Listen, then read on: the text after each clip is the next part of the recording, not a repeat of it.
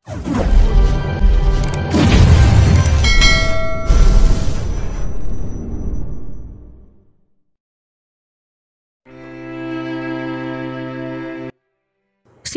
POV. Selina, tulog ka na ba? Hindi ko na mabilang pa kung ilang beses nang paulit-ulit na nagtatanong si Damon kung tulog na daw ba ako. Hindi ko alam kung anong trip niya sa buhay. Halos 1 oras nang nakapatong ang kanyang isang palad sa tiyan ko habang halos nakadikit na rin ang kanyang katawan sa akin. Damon, kung inaantok ka na, pwede bang matulog ka na rin? Paano ako makakatulog kung salita ka na salita dyan? Hindi ko na mapigilan pang bigkas. Sino ba namang tanga ang makakatulog sa sitwasyon ko ngayon? Habang hinahaplos niya ang aking tiyan, ramdam ko naman ang init na nagmumula sa kanyang palad na nagbibigay sa akin ng kakaibang kilabot. Galit ka? Nakukulitan ka na ba sa akin? Muli niyang bigkas. Mariin naman ako napapikit, parang hindi yata kami matatapos nito ah. Pagkatapos ng isa niyang tanong, binabato niya ako ng panibagong tanong, kaya ang ending, lalong nawawalang antok ko na kanina lang ay ramdam na ramdam ko. Hindi ah, hindi ka naman makulit eh, normal lang naman ang magtanong, labas sa ilong kong bigkas. Kung sakaling tatanungin kita tungkol sa mga personal na bagay, willing ka bang sagutin ako? Muli niyang bigkas, mukhang matatapos ang buong araw namin sa questions and answer portion, kaya i-reserve ko na lang talaga sigurong tulog ko mamayang gabi. Sure, okay. Pwede kang magtanong kung gusto mo, seryoso kong sagot sa kanya. Thank you. Now my first question is, mahal mo pa ba si George? May nararamdaman ka pa sa kanya? Seryosong bigkas niya. Hindi ko naman mapigilan ang mapangiwi. Personal nga, sobrang personal nga ng tanong niya. Bakit mo naman yan ang naitanong mo? Seryosong sagot ko sa kanya. Well, akala ko willing kang sumagot sa tanong ko kaya sinusulit ko na lang ngayon. Now answer my question. Mahal mo ba si George? Seryoso niyang bigkas. Kung ang isasagot ko sa'yo ay hindi na, maniniwala ka ba? Wala sa sariling sagot ko habang pigil ko sarili ko natitigan ang kung anumang reaksyon niya ngayon. Pero minahal mo siya? Nabanggit sa akin ni Alina na high school ka pa lang, hinahabol-habol mo na si George. Totoo ba yan? Muli niyang tanong, hindi ko naman mapigilan na mapataas ng kilay. Ako nang muna ang kusang humawak sa kanyang kamay para tanggalin sa pagkakapatong sa aking tiyan at kusa kong bumangon mula sa pagkakahiga. Naging maagap naman si Damon at naramdaman niya na marahil ang kung ano man ang nais kong gawin. Kaya kusa na rin siyang bumangon at naglagay ng mga unan sa likuran ko. At tinulungan niya ako makasandal at nang masiguro niyang komportable na ako. Saka naman siya bumaba sa kama at naglakad patungo sa mini fridge na sinadya niya talagang ipalalagay dito sa loob para paglagyan ng mga vitamins at ilang mga inumin. Nagsalin siya sa baso ng tubig at muling naglakad palapit sabay abot ng tubig. Nakaagad ko namang tinanggap, uminom na muna ako ng konti bago ako muling nagsalita. Noon yon, puppy love lang yatang naramdaman ko noon kay George. At bigla ring naglaho ang naramdaman ko sa kanya sa hindi inaasahan na pagkakataon. Seryoso kong sagot sa kanya. Well, mabuti naman kung ganun. Ngiting-ngiti niyang sagot at muling naupo sa tabi ko. Ako, pwede ba ako magtanong sa'yo ng something personal? Bigkas ko naman. Sure, much better nga sigurong ganitong topic natin ngayon para mas makilala natin ang isa't isa. Nakangiting sagot niya. Okay, bakit nga pala hindi ka na nag-asawa? May bala ka bang magpakatandang binata? Seryosong tanong ko habang hindi ko inaalis ang pagkakatitig sa kanyang mukha. Gusto ko kasing makita ang reaksyon niya at gusto ko ring sukatin kung hanggang saan ang pasensya nitong si Damon. Sinagot kong tanong niya kanina kaya dapat lang nasagutin niya rin ang tanong ko. Kung hindi palalayasin ko talaga siya dito sa silid ko eh. Wala naman siyang magagawa lalo na't alam niyang bawal akong ma-stress. Ang dali naman ng tanong mo, sisiw na sisiw. Tatatawa-tawa niyang sagot. Kaagad naman napaangat ang kilay ko. Sagutin mo na kasi. Ang dami pang sinasabi eh. Kunwari naiinis kong sagot. Maayos na siyang kausap ngayon kumpara sa dati't palagay na rin ang loob ko na magbato ng tanong sa kanya. Dahil simula nung dinala niya ako dito sa bahay, never ko na siyang nakitang nagalit sa akin. Ramdam kong pag-alaga niya sa akin kaya naging kumpiyansa ako sa sarili ko na hindi niya na ako sasaktan pa. Okay, much better siguro na hindi pa ako nag-asawa dahil kung ginawa ko yun noon pa, wala sana akong triplets na magiging anak ngayon. Hindi ka sana dumating sa buhay ko which is magiging malaking kulang sa pagkatao ko. Seryoso niyang sagot habang hindi niya inaalis ang pagkakatitig niya sa aking mga mata. Wala sa sariling kaagad naman ako nag-iwas ang tingin sa kanya. Pakaramdam ko biglang naumid ang dila ko at hindi ako makasagot. Sobrang nasya kasi ako sa naging sagot niya eh. Hindi itong inaasahan ng mga salitang lumabas sa bibig niya. Selena, wala akong interes sa kahit na kaninong babae noon at wala din akong balak na mag-asawa pero simula nung dumating ka sa buhay ko, biglang nagbagong ihip ng hangin. Biglang nagbagong pananaw ko sa buhay at pakiramdam ko, hindi na magiging kumpleto ang pagkatao ko kung hindi lang maging akin ang puso mo. Muli niyang bigkas kasabay ng paghawak niya sa kamay ko. Hindi ako marunong manligaw ng isang babae at lahat ng nais ko nakukuha ko sa maayos or marahas na paraan. Pero pwede bang sa pagkakataon na to payagan mo ko? Gusto kong maging akin ka habang buhay. Gusto kong ligawan ka, turuan ang puso mo hanggang sa mahalin mo rin ako. Muli niyang bigkas na nagpayanig yata sa buo kong pagkatao. Tulala ako na patitig kay Damon na noon ay kitang-kita sa mga mata niya ang pagsusumamo. I love you, Selena Moonblanc. Muli niyang bigkas na nagpagulantang sa akin. Hindi ko inaasahan na maririnig ko ang katagang iyon sa mismong bibig ni Damon.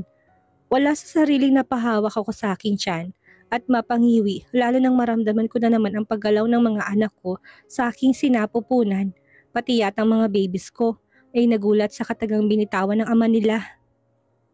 Ha? Anong sabi mo? Mahal mo na ako? Mahina akong tanong sa kanya. Gusto kong makasiguro kung tama ba yung naririnig ko sa kanya. Baka mamaya nag-hallucinate lang ako at baka mapahiya lang ako. Aware ako na hindi talaga siya marunong magmahal. Kaya naman napakahirap paniwalaan ang sinasabi niya ngayon. Willing akong ligawan ka, may paramdam ko lang sa'yo kung gaano kakahalaga sa buhay ko. Muli niyang bigkas habang hindi niya pa rin inaalis ang pagkakatitig sa aking muka. Hindi naman ako nakaimik. Ano bang sasabihin ko sa kanya? Ano ba ang isasagot ko? Hindi ko alam. Masyado akong ginulat ni Damon na ito't hindi man lang ako nakapaghanda. Na-realize ko na nga ang nagkamali ko sa'yo at handa akong ituwid yun. Ilang buwan na lang ang bibilangin at makakasama na natin ang mga anak natin at gusto kong magkasama tayong palakihin sila, Selena. Muli niyang bigkas. Para naman akong tanga na walang maisip ko anong isasagot ko sa kanya. Bigla yatang nablangkong isipan ko. Sino ba naman ang hindi magugulat kung bigla na lang magpapahayag ng kanyang damdamin ng isang lalaking kagaya ni Damon? Pag-isipan mong sinabi ko, alam kong sariwa pa rin sa alaala mong mga pagkakamali na nagawa ko sa'yo. Pero sana huwag mo akong biguin. Muli niyang bigkas bago siya muling tumayo at dahan-dahang naglakad patungo sa pintuan ng aking silid. Misang salita wala man lang ako napakawalan hanggang sa makalabas siya. Para kasing biglang namanhid ang katawan ko sa mga narinig ko mula kay Damon. Shit, mahal na raw ako. Totoo kaya yon? Anong gagawin ko? Sasagutin ko na ba kagad siya? Total naman magkakaanak na kami eh. Magpapakipot ba muna ako, titingnan ko kung paano siya manligaw? Paano kung magsawa siya kagad at hindi niya naiporso ang panliligaw sa akin? Baka ako na naman ang talo kapag magpapakipot pa ako. Kung tutuusin, pagkakataon na naming dalawa na mabigyan ng kompletong pamilya ang mga anak namin. Tatlo kaya sila at dapat lang talaga siguro na kaming dalawa ni Damon ang magkatuluyan. Kaya lang paano naman si Alina? Ang mga magulang ko, payag kaya sila? Heist, ang hirap magdesisyon. Pero hindi eh, mahal ko si Damon. Mahal na mahal ko siya at gusto ko rin siyang makasama habang buhay. Magulo pang isipan ko nang muli na namang bumukas ang pintuan ng aking silid at niluwa na naman si Damon. Wala sa sariling gulat na naman ako napatitig sa kanya. Ano na naman kaya ang kailangan niya? May nakalimutan kaya siya? Yes, nagtataka kong tanong, hindi ko inaalis ang pagkakatitig sa kanya habang naglalakad siya palapit sa akin. Pwede bang dito na muna ako? Nakakaramdam ako ng boredom at gusto ko pang makasama kayo ng mga babies natin. Seryosong bigkas niya. Sure, yan lang pala eh, no problem. Bigkas ko. Wala eh, pamamahin niya at sino ba naman ako para pigilan siya sa nais niya. Thank you. Narinig kong bigkas niya at muling naupo sa tabi ko. Hindi na ako umusog papalayo sa kanya kahit na naramdaman ko na naman na halos sidikit niya ng katawan niya sa katawan ko. Kaya lang mukhang palagay na rin talaga ang loob niya sa akin dahil muli ko na namang naramdaman ng kamay niya na pumatong sa tiyan ko tumaplas-haplas doon. Naging hobby niya na yatang gawin to tuwing magkatabi kami. Palaging diretsong kamay niya sa tiyan ko. Selena, nakausap ko nga pala si Doc, muli niyang bigkas. So, ano sabi ni Doc sa'yo? Nagtataka kong tanong sa kanya. Hindi ka ba magagalit kung sasabihin ko kung anong totoo? Seryosong bigkas niya. Bakit naman ako magagalit? Teka lang, bakit bang hilig mo mambitin? Ano bang nangyari sa'yo? Nagtataka kong tanong sa kanya. Ang totoo, hindi naman ganito si Damon, pero bakit parang nagtatagal kami magkasama, lalo yata siyang nagiging weird sa paningin ko. Wala na yung dati niyang angas at mukhang ang bait niya na. Tinanong ko kay Doc kung pwede pa ba ng kuwan, siya buntis at sinagot niya ako ng oo daw. pwedeng-pwede at kailangan daw yon para hindi ka mahirapang manganak. Sagot niya sa akin na labis kong ipinagtaka. Hindi ko maintindihan ang ibig niya sabihin. Ang labo niya kausap. Anong sabi mo? Anong kuwan? Kununto kong tanong sa kanya. Gagawin pa akong manghuhula. Maano ba namang linawin niya ang sinasabi niya? Ang love making. Pwede pa raw kahit nabuntis ng isang babae. Mahinang bigkas niya pero dinig na dinig ko yon. Nalalaki ang mga matang napabaling ang tingin ko sa kanya habang kung todo iwas naman siya ng tingin sa akin. Ha? Damon, ikaw ba yan? Naririnig mo ba yung mga pinagsasabi mo? Kulit kong bigkas. Sino ba naman ang hindi magugulat kung ganito kataga ang biglang lumabas sa bibig niya? Pambihira, lovemaking daw. Shit, naisip niya pa talaga yun sa sitwasyon ko ngayon. Kung pwede lang naman, kung hindi naman pwede, ayos lang naman din.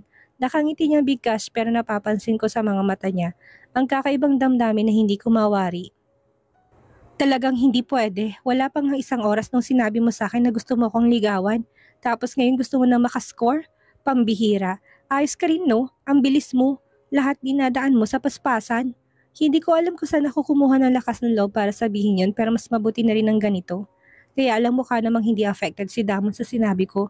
Dahil malakas tong natawa. May magandang resulta naman ang lahat dahil nakaubo kaagad tayo. Walang nasayang na sandalit malapit na nating masilayan ang magiging bunga ng ating kapusukan. Selena, natatawa niya pa ring sagot. Hindi naman ako nakaimik. Si Damon ba talaga tong kaharap ko? In fairness, marunong na rin siyang tumawa ng malakas. Shit, lalo tuloy siyang gumawapo sa paningin ko. Kidding aside, kung hindi pwede, ayos lang din naman. Naintindihan ko. Regarding sa paniligaw ko sa'yo, seryoso talaga ako doon. Alam ko namang hindi mo ako bibiguin dahil katulad sa akin, alam kong gusto mo ring mabigyan ng magandang kinabukasan ng mga anak natin. Nakangiti niya sagot. Naramdaman ko pa nga ang pagyakap niya sa akin at ang pagpatong ng kanyang ulo sa aking balikat. Hindi pa rin ako nakaimik. Nagtataka talaga ako sa biglaang pagiging sweet nitong si Damon sa akin. Ganito ba talaga siya? Sala sa init at lamig ang pag-uugali. Ang hirap niyang intindihin. Bahala na nga. Basta ang mahalaga ngayon, nagkakaintindihan kaming dalawa at ramdam kong pag-aalaga niya sa akin. Hindi ko na sinagot pa ang huling katagang binitawan niya. At lumipas ang ilang sandali na maramdaman ko na parabang nahimbing niya siyang nakatulog sa balikat ko. Naririnig ko na rin kasi ang mahina niyang hilik. Tingnan mo lalaking to, naunahan niya pa ako sa pagtulog. Mahina akong sambit. Ayaw ko sanang istorbohin ang pagtulog niya kaya lang hindi pwede. Ako naman tong mahirapan at mangangalay sa posisyon namin ngayon.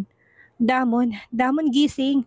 Umayos ka nga ng higa. Mahinang bigkas ko. Pigil ko sarili ko na haplusin siya sa kanyang pisngi. Di sa hinagap, hindi ko akalaing magkakasundo kami ng ganito. Sorry.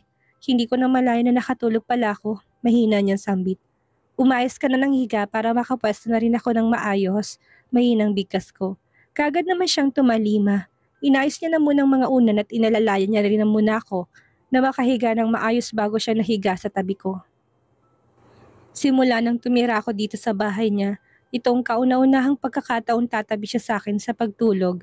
Ayos lang naman sa akin, ngayon pa ba ako mag-iinarte? Gayong ilang beses naman na kami nagtatabi sa ibabaw ng kama. Kaya nga nabuo ang triplets eh. Nang hapon ding iyon, hindi ko akalaing makakatulog din pala ako ng mahimbing. Doon ko rin biglang na-realize na sobrang na-miss ko rin palang bisig niya. Ang mainit niyang katawang nakayakap sa akin ay nagbibigay sa akin ng kapanatagan ng kalooban. Ngayon ko lang din lubusan naisip na as long as kasama ko si Damon, alam ko magiging maayos din ang lahat. Pasensya niya ay sapat na para sa akin. Sa muling pagmulat ko ng aking mga mata, nag-iisa na lang ako sa ibabaw ng kama. Lugo-lugo akong bumangon at bumaba ng kama at diretso ng banyo para makapaghilamos. Napahabang tulog ko at tsaka ko nasa labas lang si Damon at inasikasong kakainin ko mamayang dinner. Yes, sanay na ako sa routine niya. Personal na inasikaso at inuutos niya sa mga kasambahay ang mga kakainin ko sa araw-araw. Kung sa pagiging maalalahanin wala na sigurong tatalo pa kay Damon. Lalabis kong pinagpapasalamat. Kung gaano kagaspang ang pag-uugali niya dati, kabaliktaran naman ngayon. Siguro nga dahil sa kaligayahang dulot ng paparating naming mga anak kaya biglang nagbagong pananaw niya sa buhay. Here, magbihis ka dahil may mga bisita tayo. Sa paglabas ko ng banyo, hindi ko pang maiwasang magulat nang bumungad sa paning ko si Damon. May hawak siyang maternity dress at nakangiting inabot sa akin. Noon kumakatok pa siya sa pintuan ng silid na ito sa tuwing pumapasok siya. Pero ngayon parang nasanay na lang siya na bigla na lang sumusulpot sa harapan ko na parang kabote. Mga bisita? Sino? Nagtataka kong tanong sa kanya. Malalaman mo mamaya. Teka, kaya mo bang magbihis na mag-isa? Tutulungan na kita. Nakangiti niyang bigkas. Hindi ko naman mapigilan na panlakihan siya ng mga mata ko. Tutulungan niya daw ako na magpalit ng damit. Ibang klase, lulusot at lulusot talaga eh. Kaya ko magbihis mag-isa kaya pwede bang lumabas ka na muna na silid ko? Nakataas ang kilay na sagot ko sa kanya, sabay hablot sa kamay niya ng hawak ng maternity dress ko. Isang mahinang pagtawang narinig ko mula sa kanya bago kakamot-kamot na unang naglakad patungo sa pintuan ng kwarto. Iiling-iling na nasundan ko na lang siya ng tingin. Pagkatapos kong makapagpalit ng damit, muling bumalik si Damon sa aking silid at sabay na kaming bumaba. Nasa living area daw ang mga bisitang naghihintay sa akin at pagpakababa namin, hindi ko mapigilang magulat nang tumambad sa paningin ko mga bisitang hindi ko inaasahan.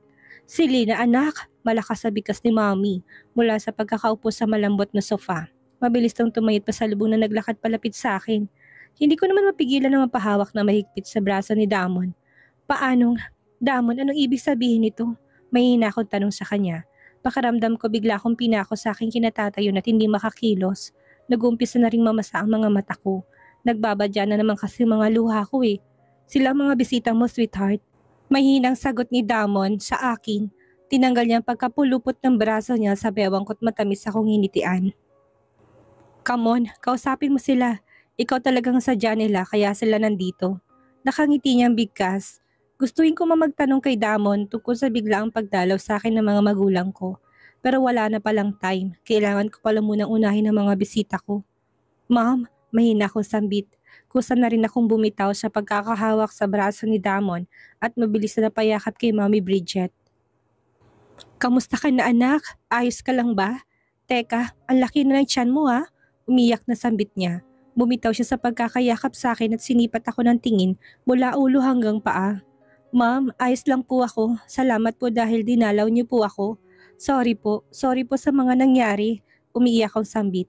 Alam ko sa sarili ko kung gaano kalaking kahihiyan sa pamilya namin ang tungkol sa pagbubuntis ko. Pero ano pa nga bang magagawa ko? Nabuntis na ako at willing naman si Damon na panagutan ako kaya alam ko magiging maayos din ang lahat. Shh! No baby, wala kang dapat na ihingi na sorry. Napakatapang mo't nagawa mong i-handle ang maayos ang kalagayan mo sa kabila ng ginawang pagtalikod ng pamilya natin sa'yo. Mahinang sambit ni Mommy kasabay ng muling pagyakap niya sa akin. Mana lang po ako sa iyo ma'am. Magkakaupo na po kayo sa akin pero promise po, kagaya niyo magiging mabuti rin akong mommy sa kanila. Mahina akong sambit. I know baby, I know. Alam ko magiging responsible kang ina and I am so proud of you Selena. Mas matapang ka kumpara sa akin. Mahina niyang bigkas pero ramdam ko matinding emosyon sa boses niya. Lalo ako napaihigpit ng pagkakayakap sa kanya. Kasama kong daddy mo't si Stel, ayos na. Huwag kang mabahala, tanggap na nila ang magiging desisyon mo. Maya may bigkas ni Momit dahan-dahan na muling bumitaw sa pagkakayakap sa akin. Hilam ang luha sa aking mga mata na tumitig ako kina Daddy at Stel. Yes, silang tatlong mga bisita ko dito sa bahay ni Damon. Nagulat man sa biglaan nilang pagdating, hindi ko pa rin kayang itagong galak na naramdaman ng puso ko ngayon. Kamusta ka na anak? Narinig ko sambit ni Daddy habang naglalakad palapit sa akin. Hindi ko naman mapigilan ang pagpatak na luha sa aking mga mata, lalo nang bigla niya na lang akong yakapin. Dad, sorry po. Mahina ako sambit na sinabayan ko ng paghikbi. My baby, kamusta ka na? Sorry kung natiis ka ng daddy ha. Sorry anak kung naging makitid ang isip ko pagdating sa'yo. Mahina niya ring sambit. Hindi ko naman mapigilan na mapahagulhol ng iyak. Sobrang namiss kong ganitong moment na kasama siya. Dad, wala po kayong dapat na ihingi ng sorry sa akin. Alam ko pong gusto niyo lang po akong protektahan kaya kayo nagagalit sa akin. Sorry po dahil ako ito matigas ang ulo. Ako tong hindi nakikinig sa inyo at mas inuuna ko kung ano ang gusto ko. Mahina akong sambit habang patuloy sa pag-iyak. God, sobrang saya ko. Sa wakas dumating na rin ang pinakaasam ng puso ko. Ang muling makaharap sila daddy at mommy at baka hingi ng sorry. Alam kong pagkatapos nito, magiging mas mabuti pa akong individual. Ilang minuto din na puno ng iyakan ng buong living area bago ako kumalma. Bakas ang luha sa aking mga mata na kumalas ako sa pagkakayakap kay daddy at si Stel. Naman ang aking hinarap. Si Stel na aking kakambal ba, alam kong walang ibang angad kundi ang mapabuti ako. Thank you, Stel. Don't worry, masaya ako sa piling ni Damon. Inalagaan niya ako at magkasama kaming palalakihin ang aming anak. Nakangiti ko sagot kay Stel bago ako napatingin kay Damon na noon ay tahimik lang na nakamasid sa amin. Dahil sa pagtanggap ng pamilya ni Selena tungkol sa kanila ni Damon, eto na kayang simula ng maganda nilang relasyon? Magawa na kaya matanggap ni Alina ang naging pasya ng ama tungkol kay Selena? Yan ang ating aalamin sa susunod nating kabanata.